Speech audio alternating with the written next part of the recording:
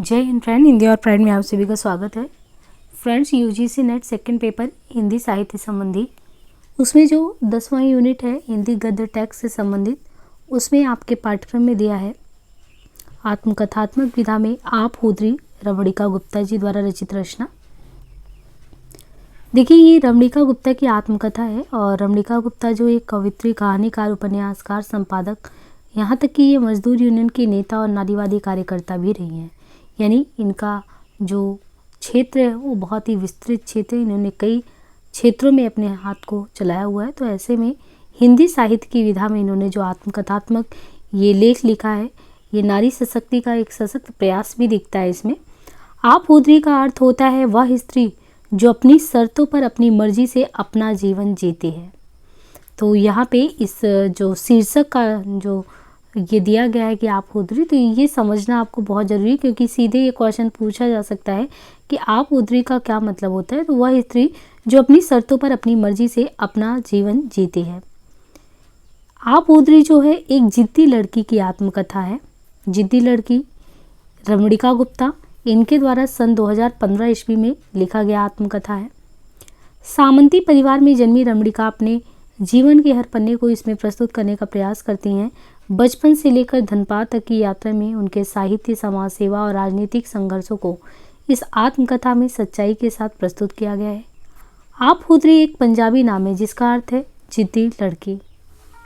ये पंजाबी नाम है जिसका नाम है जिद्दी लड़की। रमणिका बचपन से ही जिद्दी और क्रांतिकारी रही। समाज में बनी धारणाओं को वो खारिज कर अपने स्वयं के नियम को स्थापित करना चाहती हैं। इसका एक एग्जाम्पल तब देखने को मिलता है जब चुन्नी ओढ़ने को लेकर वह ये बोलती हैं कि मुझे नहीं चाहिए अच्छे घर के रिवाज, मैं नहीं बनूंगी अच्छे घर की लड़की।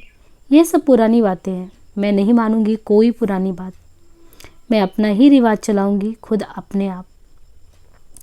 लेखिका बचपन के शोषण के साथ अपने प्रेम तक के सफ़र को निडर होकर आत्मकथा में स्थान देती है। इसी साहस की कहानी पर मैनेजर पांडे लिखते हैं कि आप हुदरी एक दिलकश आत्मकथा है। आत्मकथा में पंजाबी भाषा का भरपूर प्रयोग किया गया है। यह एक स्त्री की आत्मकथा है। इसमें समय का इतिहास दर्ज है। इसमें विभाजन के समय के दंगे दर्ज हैं। इसमें बिहार के राजनेताओं के चेहरे की असलियत भी दिखती है।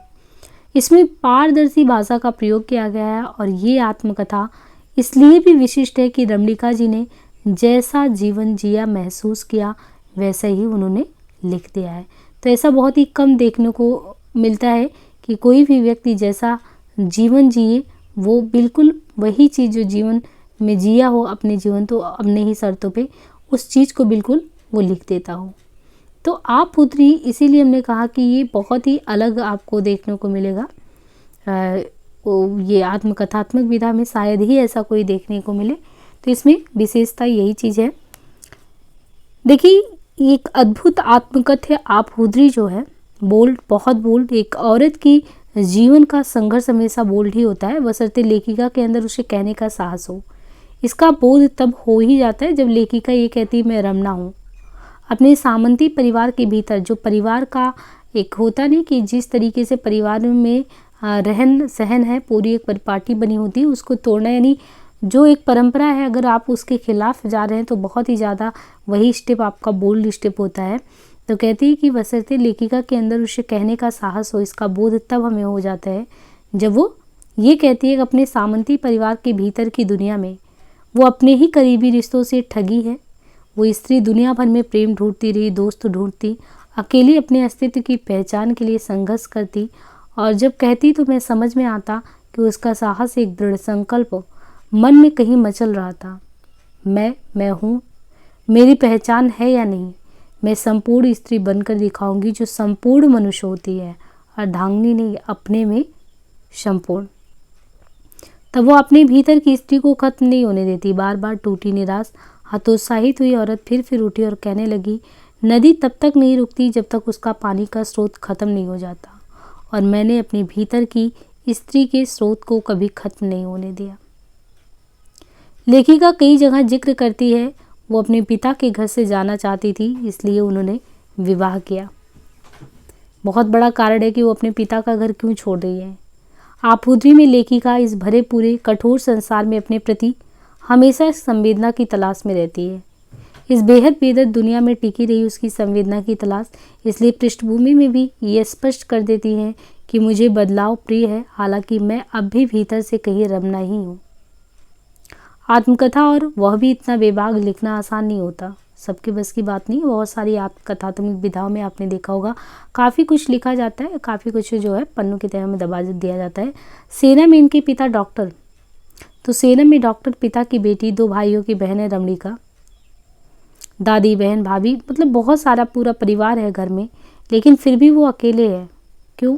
मास्टर द्वारा किए गए शारीरिक शोषण को वो अपनी माँ को भी नहीं बता पाती, पर जब ये चीज़ बहन को मास्टर से वो शोषण का शिकार होती है तो ये फट पड़ती है, यानी गुस्सा जाती है और मास्टर को घर से जाना ही पड़ता है। काश हमारे समाज में लड़कियों को आवाज़ मिलती तो रमणिका जी की आत्मकथा किसी और रूप में व्यक्त होती। लेखिका कहीं जगह ये भी जिक्र करती है कि वो अपने पिता के घर से जाना चाहती थी, इसलिए उन्होंने विवाह किया। कैसी विडंबना रही, जिस घर में लड़की सबसे ज़्यादा महफूज होती है वहाँ से वो भाग जाने का मन करे और अपने अस्तित्व को पाने के लिए, यानी वो अपने को वहाँ पे सुरक्षित नहीं पाती अपने स्वयं के पिता के घर पे। रमणिका जी भी भाग जाना चाहती थी, तो क्या विवाह के बाद उन्हें वैसा जीवन मिल गया जैसा वो चाहती थी, जिस तरीके से वो छोड़ कर जाना चाहती थी? कुछ ही समय के बाद वे समझ गई कि उनके रास्ते इतने सरल और सहज नहीं हैं। जो लोग संपर्क में आए उन्होंने उन्हें स्त्री से देह बनाकर उनका शोषण ही किया।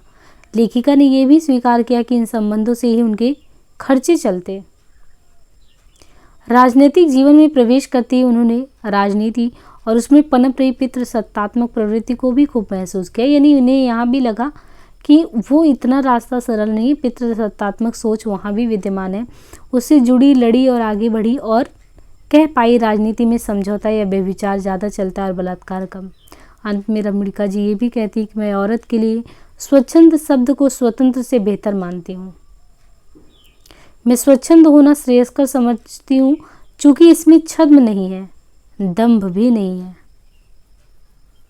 बस एक मलाल रह गया कि उनके जाने के बाद किताब पढ़ी, इसलिए तो इस तरीके से ये कहती हैं कि भारतीय मानसिकता से कंडीशनड औरत की परंपरा को जब जोड़ती हैं तो यहाँ पे जो एक लड़की की मनोदशा है उसको इसमें रमणिका, ये जो गुप्ता जी के द्वारा ये चीज़ें यहाँ पे दिखाया गया है।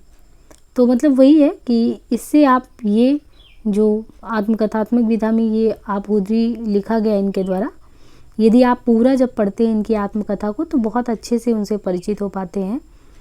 बाकी इसमें यही है कि 2015 में ये लिखा गया आत्मकथा, बहुत पहले का नहीं है और इनका क्षेत्र बहुत ही विस्तृत रहा है। तो इसे हम आज के लिए यहीं समाप्त करते हैं, मिलते हैं नेक्स्ट किसी रचना के साथ। धन्यवाद।